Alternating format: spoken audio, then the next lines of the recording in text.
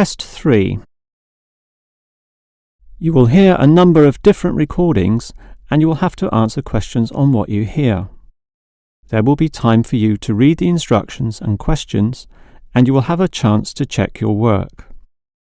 All the recordings will be played once only. The test is in 4 sections. At the end of the test, you will be given 10 minutes to transfer your answers to an answer sheet. Now turn to Section 1. Section 1. You will hear a survey company representative ringing a person to obtain some information. First, you have some time to look at questions 1 to 5.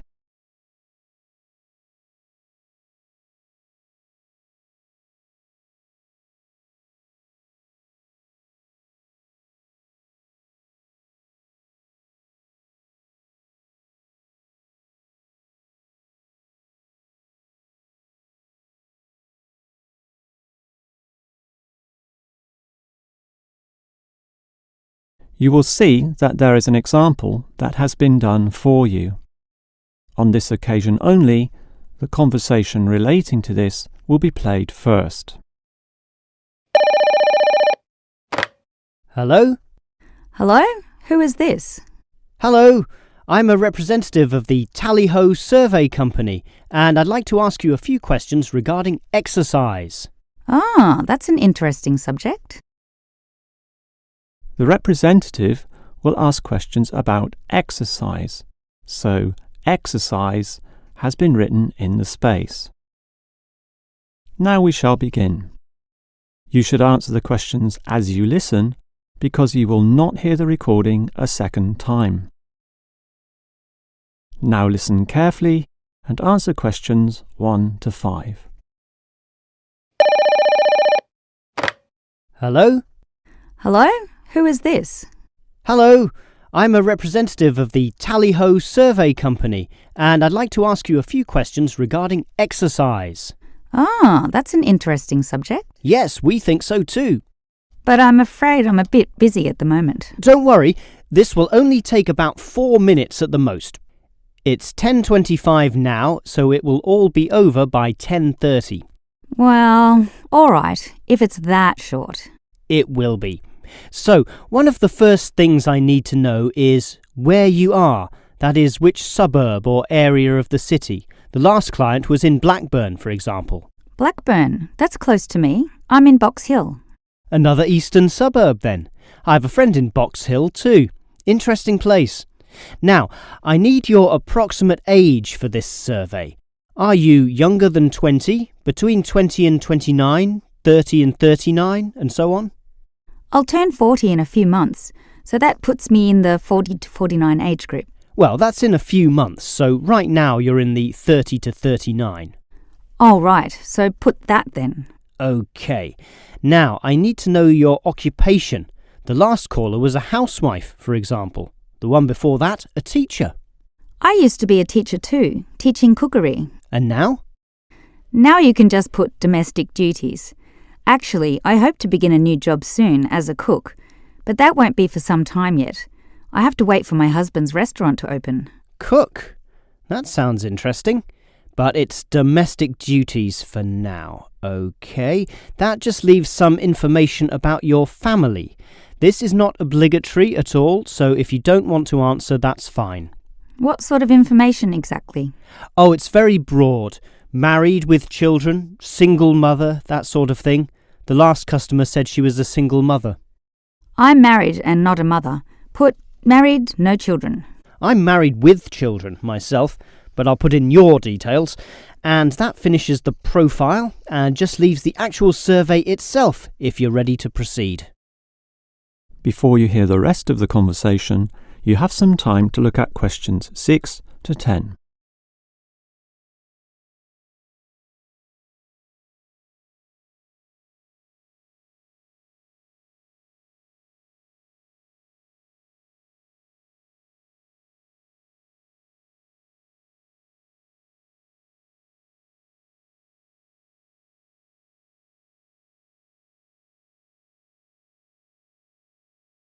Now listen and answer questions 6 to 10.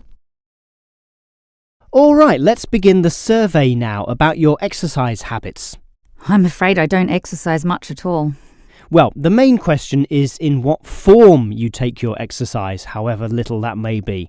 For example, in just cleaning. Do you clean the house?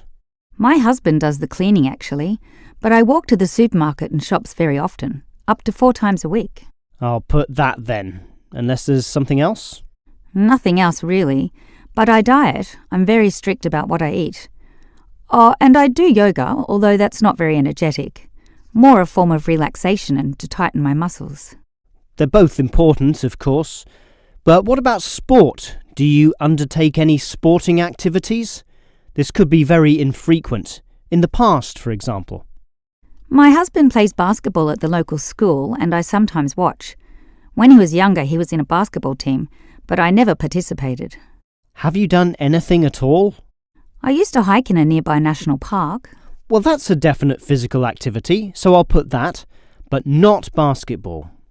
All right, that just leaves future exercise intentions. Do you plan or expect to do, at some stage, any form of exercise? I once dreamt of doing modern dance, but that's never going to happen. Realistically, I'm thinking about going swimming at the local aquatic centre, although my husband thinks we should just jog. I can't see myself doing that though. Too tiring. I can understand. I used to jog too, and it really makes you sweat. I'd say swimming's a much better option. But I'll be starting this job as a cook in my husband's restaurant. I imagine I'll be very tired doing all those late shifts. But if I have any energy left over, I might go to the aquatic centre to release some stress. All right, well, that's the end of the survey. Thank you very much for your time. That is the end of section 1. You now have half a minute to check your answers.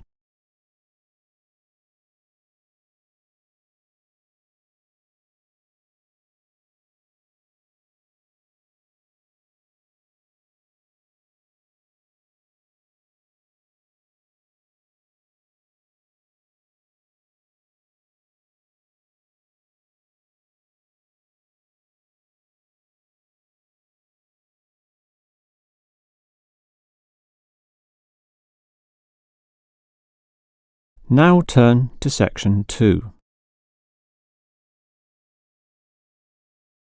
Section 2. You will hear the director of a language centre library explaining about its facilities to some new students. First, you have some time to look at questions 11 to 16.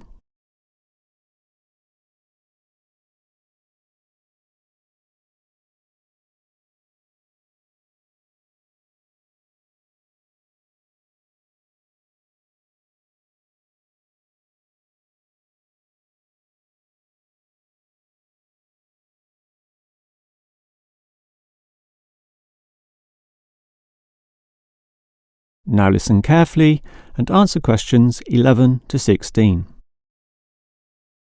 Welcome to the library, or the ILC, which means Independent Learning Centre, and let me explain about some of its facilities. We're standing here at the entry gates next to the borrowing desk. That's where you check out any books, but you are also advised to study in the library here, since most of our material cannot be borrowed. Thus, we have seating along the middle of the library, and in that far corner in front of us on the left, we have the quiet reading section for some serious reading activity. We used to have the computers there, but then realised that that corner was very quiet and thus better suited for the purpose it now has. The computers were instead shifted to a more central location, right beside us here on the left. Again, somewhat confusingly, this area once housed the newspaper and magazine section, but the people in the quiet reading area had to walk too far to collect this literature, so it was moved to right beside them in the adjacent corner. So, feel free to read the newspapers there, but the reference books, those huge weighty dictionaries, atlases and encyclopedias, were all situated at the opposite end of the building, against the wall. This was because they weren't generally that popular, and we wanted more space for the magazine racks, always a favourite with readers. Okay, as well as reading, you need to work on your listening skills, and for that you need the audio section. Again, such an activity needs a quiet area, so we put this in the last remaining corner up there on your right, as you can see. There are CD players and headphones, so just borrow the listening packs, sit down there and listen away. Right, that just leaves the main library. In other libraries, that's often right beside the newspaper and magazine section, allowing freedom to choose from all genres of literature, but here we've got them further apart. For the main library, just follow your nose past the central seating there, and it's there among all that shelving, upon which you'll find an abundance of interesting books and listening packs to use. Before you hear the rest of the talk, you have some time to look at questions 17 to 20.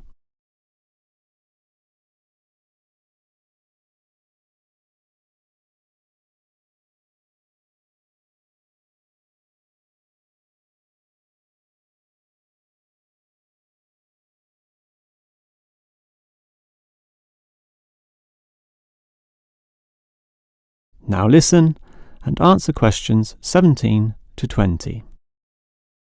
Now, I'd like to tell you a bit more about an excellent service offered in the ILC here that we call the Special Sessions. What can you do in them? For a start, many of you need practice in speaking English, and for that we hold a special discussion session led by a teacher. That can be noisy. In fact, we hope that it is noisy, since that would mean many people are talking. It's in the central seating area, and it used to be from 10:30 to 1:30, but we found that the noise was disturbing the regular ILC patrons, so we shortened and moved this discussion to the morning 9 a.m. time slot, when fewer people are in the centre. It goes for 1.5 hours. All right, what about writing skills? Well, we can help you there with another teacher. Now, writing is a fairly quiet activity, so that teacher stations him or herself in the quiet reading area from 1:30 until 3. The 10:30 to midday time slot cannot have a teacher for such writing skills, as they are all teaching in the morning. For this reason, of course, there cannot be an on-call teacher in the morning either. Although many people would like one, particularly the 10:30 to noon crowd, having just finished their early morning class.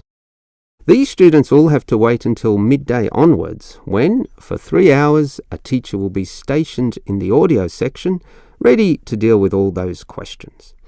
Until recently, we had another teacher doing the 3 p.m. to 6 p.m. time slot in the central seating.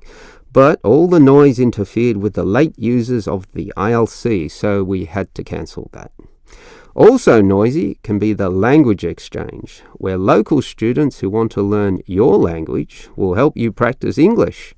This is generally done in pairs, so the noise level is low enough not to need this exchange to run at 9 a.m, but at the more congenial time of 10:30 among the central seating. That must finish by 1:30 though, after which quieter and more individual activities take place. That is the end of section 2. You now have half a minute to check your answers.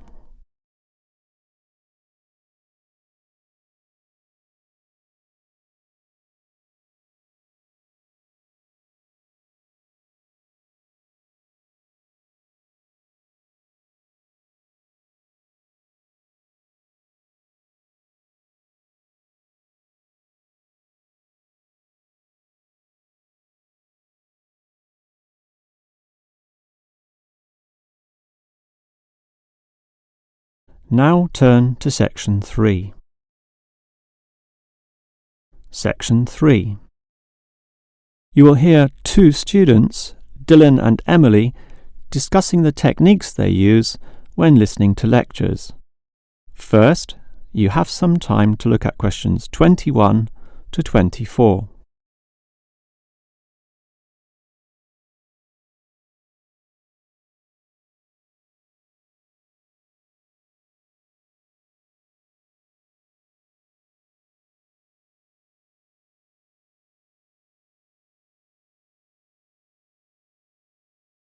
Now listen carefully and answer questions 21 to 24.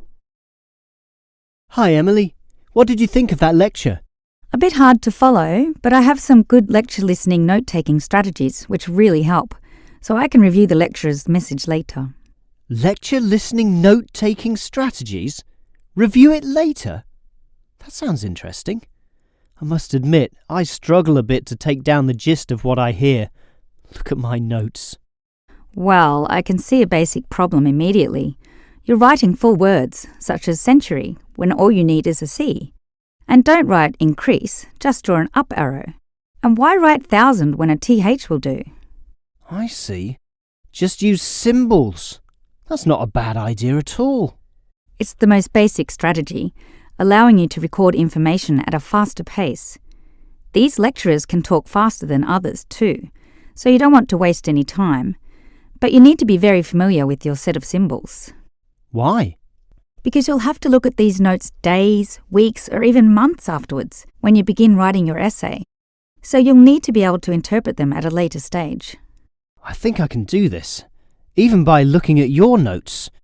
Imed must mean immediately.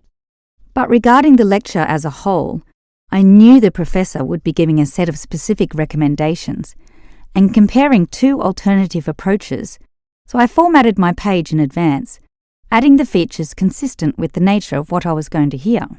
I think I need an example of what you mean. Well, look at my page. Before the lecture, I drew large headings saying recommendations. You should always draw these, and I draw a table saying Approach 1 and Approach 2. At the end, I drew a flowchart, as obviously the final recommendation would be a step-by-step approach. Then I was prepared in advance to simply fill in the spaces. Wow! Now that's clever.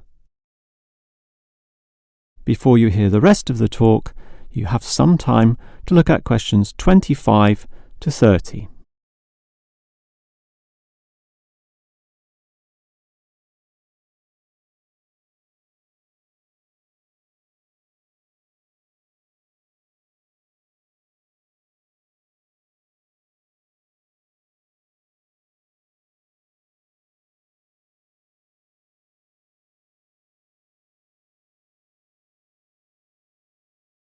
Now listen and answer questions 25 to 30.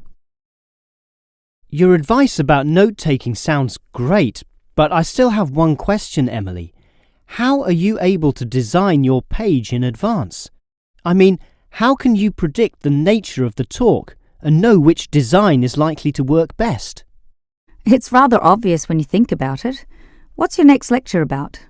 Legal studies. Well, that suggests to me that you'll need a flowchart, since the judicial system has a very logical, do this first, do that second approach, which must be followed in that order. You know, all the processes that happen in the courtroom and the procedures that must take place to ensure complete legality. Sure, that's the way law is, very linear and orderly. But what about culture studies? That's just a mass of comparisons of different cultures. Which tells you that you'll need a table where, in tabular form, you can efficiently write down information. But often the lecture's not that simple. The professor throws in a really complex mix of ideas. Then use a spider graph, like the web a spider makes, where there's a central idea around which you attach all the associated thoughts and ideas and impressions. I see. I think I understand. And that would be very quick too, very efficient. I like that. But what about management theory? How would you approach that? The same as with culture studies. I'd use a network, which is basically the same as a spider graph, linking thoughts, although this time there are directions involved. It is this element that makes it different, the fact that the thoughts go one way and not the other. Okay, has directions. It sounds logical. And what about the other subjects, such as political science? There's no predictable order to that. Well, for that I'd just put my notes in a line, that is, in linear or straight line fashion, and these notes would use symbols, of course, to save time. Okay, that just leaves mass media. For that, I wouldn't have any special design at all.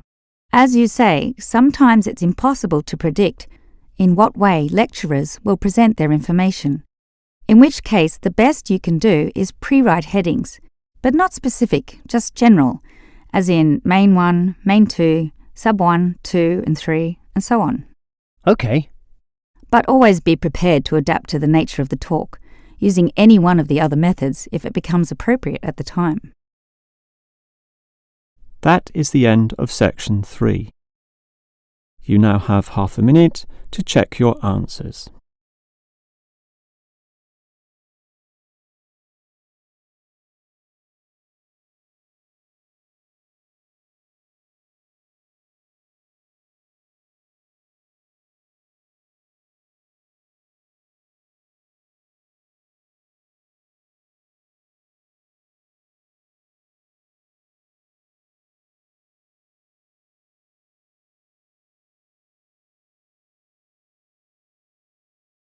Now turn to section 4. Section 4. You will hear a lecturer talking about an unusual atomic particle called a neutrino. First, you have some time to look at questions 31 to 35.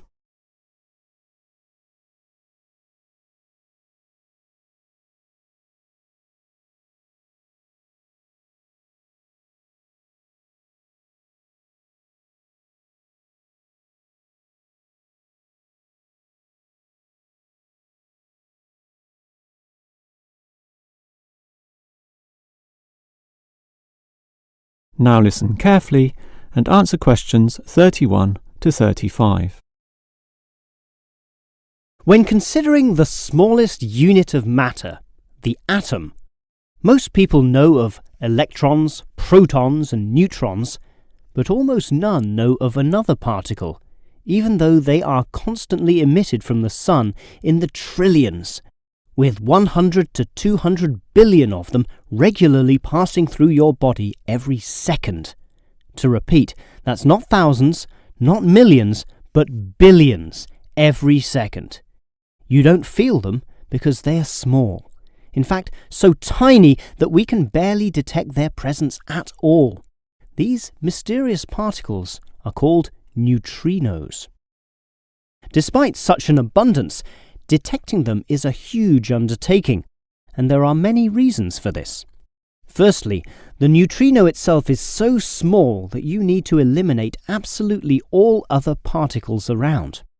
To do this, you need what is called a clean room, one that has an extremely low level of dust, microbes, floating particles, or chemical vapors. You probably don't know it, but the air around you right now has almost 40 million particles per cubic meter. In contrast, the cleanest of clean rooms has less than 10. The second problem is that you also need an environment with absolutely no background radiation. At the surface of the Earth, such radiation is all around, from the sun and sky, and from TVs and communication devices. The only way to screen out all that is to go underground, and I mean deep underground. For example, the Sudbury Neutrino Observatory in Canada uses an old nickel mine, one of the deepest in the world, and puts the observatory in its lowest tunnel, more than 2 kilometers below the surface.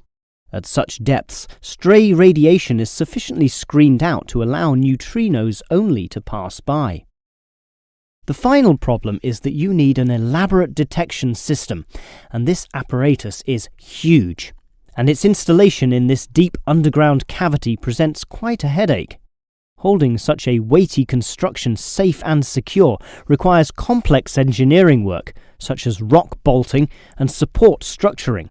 This obviously requires great care and takes a lot of effort.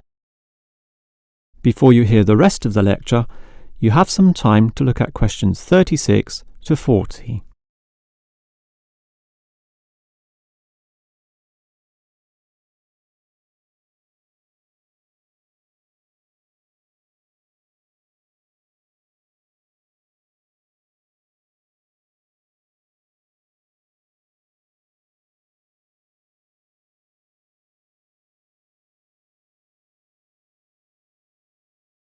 Now listen and answer questions 36 to 40. So I've told you about the difficulty in detecting neutrinos. They are tiny, virtually weightless, have no electric charge, and hardly interact with anything at all. Yet we can detect them, and to see how, let's consider the Sudbury installation once again. The detector there consists of a spherical container filled with heavy water. This rests inside another vessel filled with normal water, which helps support the weight of the inner sphere, as well as providing further shielding from any stray radiation. At the edge of this inner sphere are about 10,000 electronic detectors. These are extremely sensitive, able to multiply 100 million times any electric current which occurs. So, as the neutrinos pass through this sphere of water, there is a very, very, very small chance that one of them may hit a water molecule. To increase the likelihood of this, two strategies are used. 1. The larger the sphere of water, the better, and the Sudbury tank holds not 10 tons, not 100 tons, but 1,000 tons. 2. The water is special, consisting as it does of heavier molecules. So what happens is this. If the neutrino hits the water molecule, the neutrino is absorbed, but the molecule itself splits apart, producing a tiny electric current. It is this which is detected and analysed, giving key information about the neutrino. The final question is, why do we care about these elusive particles? Well, just think. They can pass right through the core of our Sun at the speed of light without being affected or losing strength. No other form of radiation can do that, meaning that the knowledge we get about neutrinos can help us to control them. With this ability, we can probe the centre of our Earth, the inner layers of our Sun, and the outer limits of our solar system, and that makes it all worth the effort. That is the end of section 4. You now have half a minute to check your answers.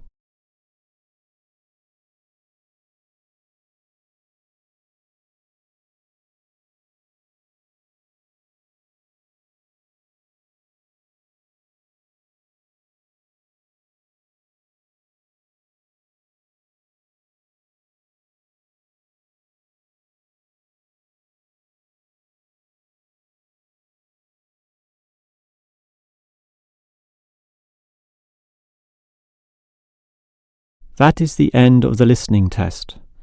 In the real Ielts test, you would now have 10 minutes to transfer your answers to the answer sheet.